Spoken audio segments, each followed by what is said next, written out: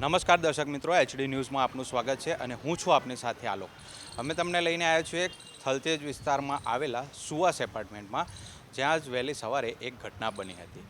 અહીંયા મોટાભાગની સોસાયટી ખાલી થઈ ચૂકી છે. માત્ર 15 પરિવારો અહીંયા રહી રહ્યા છે. ત્યારે આ પરિવારોનો આક્ષેપ છે કે તેમને આ સોસાયટી ખાલી કરવા માટે વારંવાર ધમકાવવામાં આવે છે. ત્યારે આજે સવારે એએમસીનું બુલડોઝર અહીંયા આવ્યું હતું અને તોડફોડ કરવાની શરૂઆત કરી હતી.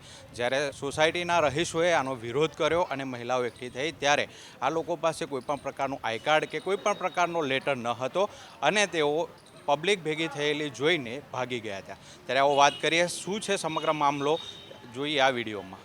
હા, મારું નામ હર્ષિદા છે. અમે થલતેજ એરિયાના સુવાસ ફ્લેટમાં રહીએ છીએ. અત્યારે એસીના માણસો આવી અને આ ગટરની અમારી લાઈન તોડી ગયા છે. એમને અમે કાર્ડ માંગ્યું તો કંઈ બતાવ્યું નહીં એમને અને જતા રહ્યા એ લોકો. એટલે અહીંયા બિલ્ડર જે અદાણી અમારો જે ફ્લેટ ખરીદવાના છે ને, એના વચોટિયા જે હોય એ લોકો અમને હેરાન કરે છે અને અમારે કંઈ વેચવો નહીં એવો ફ્લેટ. અને એ લોકો અમને આવીને આવી રીતે ગટર બંધ કરવાની ને પાણીની પાઇપની લાઈનો બંધ કરવાની ને એ બધી ધમકીઓ આપે છે.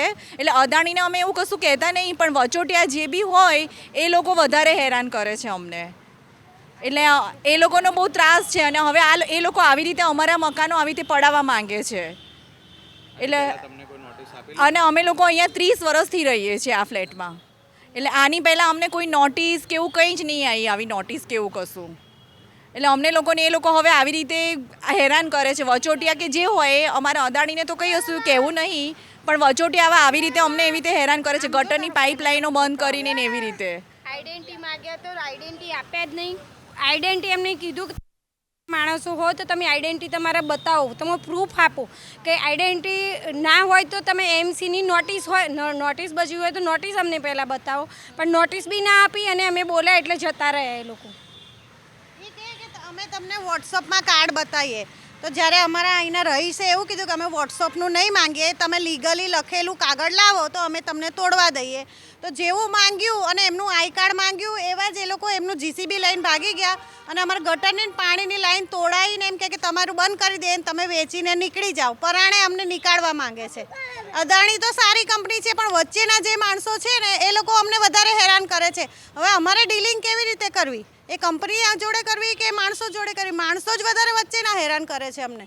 કે ભાઈ અમે આ બંધ કરી દઈશું, પાણી બંધ કરી દઈશું, ગટર બંધ કરી દઈશું. ખોટી રીતે રાત્રે ન્યુસન્સ ફેલાવે, અહીંયા સોસાયટીમાં આવીને શોરબકોર કરીને જતા રહે. હવે અહીંયા અમે 30 વર્ષથી રહીએ છીએ, તમને કેટલી હેરાનગતિ થતી હશે. ગયડા બા છે, અમારે ઘરમાં મૂકીને જવા હોય તો વધારે હેરાનગતિ. તો કોઈ પણ માણસો આવીને અહીંયા બૂમો પાડીને જતા રહે, રાત્રે અહીંયા વધારે ન્યુસન્સ કરે માણસો. હું અહીંયા સુવાસમાં રહું છું. મારું નામ પુષ્પાબેન છે. અમે અહીંયા 30 વર્ષથી રહીએ છીએ અને આજે ગટર લાઈન અને નર્મદાની પાઇપલાઇન તોડવા જેસીપી આવ્યું હતું. તો અમે એમની જોડે નોટિસ માંગી તો નોટિસ વગર, કોઈ કારણસો વગર હેરાન કરે છે. અને અદાણી કંપની સારી છે, એમને અમારા મકાન ખરીદવા છે, પણ આ વચોટિયાઓ હેરાન કરે છે. અમને આવું મકાન ક્યાંય મળતું નથી, એના માટે અમે અહીંયા રહેવા માંગીએ છીએ. અમારું મકાન અમારે વેચવું જ નથી, પણ એ કંપની જો સારું આપે તો અમે નીકળીએ ને. અને આ વચોટિયાઓને અમને હેરાનગતિ કરે છે, ખોટે રીતે લુખાઓને મોકલે છે સોસાયટીમાં અને આ ઓછા ભાવમાં એને મકાન કઢાવવા છે. વચોટિયાઓ બહુ જ હેરાનગતિ કરે છે. અમારે મકાન જર્જિત નથી અને અમારા કોર્પોરેટર ભાવનાબેન છે એના, તો બી એ બી અમને કોઈ સપોર્ટ નહીં કરતા. એ બી અમને અને ઘરે આવીને ધમકી આપે છે, નર્મદાનું કનેક્શન, ગટર લાઈન કપાઈ જશે, આ તે એ રીતે ખોટે હેરાન કરે છે. ઘરે આવીને ઘરે ફરે છે બધાના અને ફોનમાં આવી રીતે ધમકીઓ આપે છે. હાલ માટે સોસાયટીની ચેરમેનની જગ્યા ખાલી છે. અમે વરસથી ટ્રાય કરીએ છીએ, સેક્રેટરી મિટિંગ કરતા નથી, ઓફિસ ખોલતા નથી. અમે અમારા પૈસાથી બધું હેન્ડલ કરી રહ્યા છે. પાણીનું બિલ છે, સાફ કરવાવાળું બિલ છે, પાણી ચાલુ કરવાનું બિલ છે, બધું અમે સાથે મળીને જે રહીએ છીએ, લાઇટ બિલ બધું અમે સાથે મળીને કરીએ છીએ.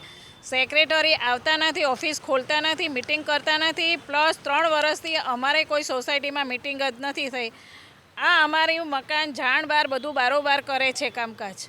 અમારે મકાન આપવા નથી, એમને બારોબાર કાર્યવાહી કરી હતી, કોઈની સહીઓ કંઈ કશું લીધું છે નહીં. આખી સોસાયટીનો એમને એમની રીતે જ સોદો કરી નાખ્યો છે.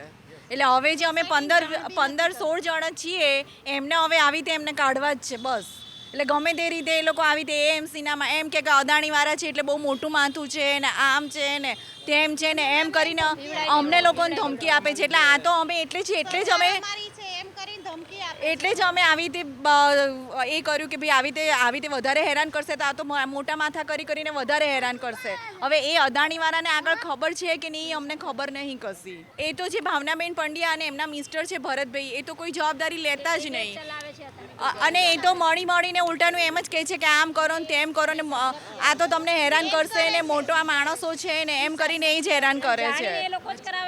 અને આટલા વર્ષોથી અમે રહેતા હોઈએ તો હવે અત્યારે મિલકત બીજે બી લેવી તો એ બી અમને બી ના પોસાય. તો અમને સરખો ભાવ મળે તો અમે ખાલી કરીએ ને. અમારી સોસાયટીના સેક્રેટરી રહેતા નથી અને એજીએમ બોલાવતા નથી. એ પોતે જ આમાં મળીને અહીંથી બધાને કાઢી દેવાની બધી એ અને આ લોબી જે કરાવે છે વચેટિયાઓ એ અહીંયા પ્રેશર બનાવે છે કે લોકો નીકળી જાય. બસ આ એમનો એમ છે.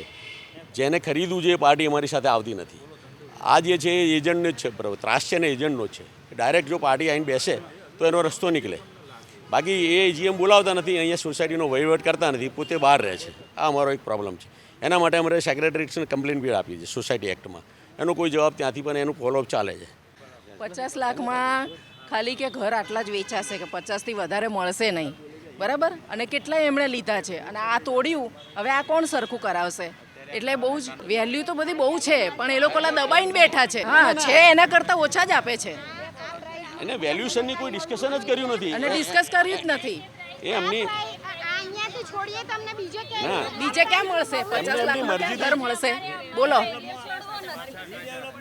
આ બોલો કે આનાથી ઓછા મળશે? આ બહુ છે કે અમે અહીં રહેવાવાળા મીડિયમ ક્લાસના છે. અમારી પાસે એવી કોઈ પ્રોપર્ટી નથી તો સામે હવે આટલી પૈસામાં મકાન ખરીદી શકીએ. અમને કોઈ એવો સારો ભાવ આપતા નથી. અમને એરિયા આ જ ગમે અને આ એરિયા છોડીને બીજે જવું એ અમને થોડુંક પેલું છે. એટલે એરિયા પ્રમાણે અમને ભાવ બી મળવો જોઈએ અને આ એરિયામાં 2 કરોડથી નીચે મકાન બી ક્યાંય નથી મળતું. અમારું મકાન છે એ રીતનું અમને મકાન તો મળવું જોઈએ ને સામે.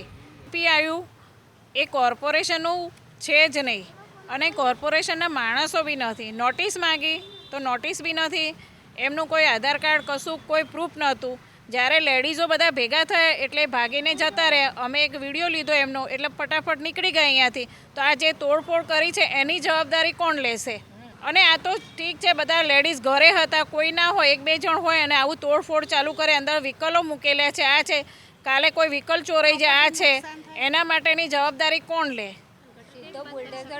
ગટર લાઈન જો બંધ થઈ હશે તો પછી જવાબદારી લેવી પડે ને. ગટરનું ઢાંકણું ખોલીને આ તે કર્યું છે, નુકસાન પહોંચાડ્યું છે અને જે માણસો એ આવીને રિપેરિંગ કરી જાય આવીને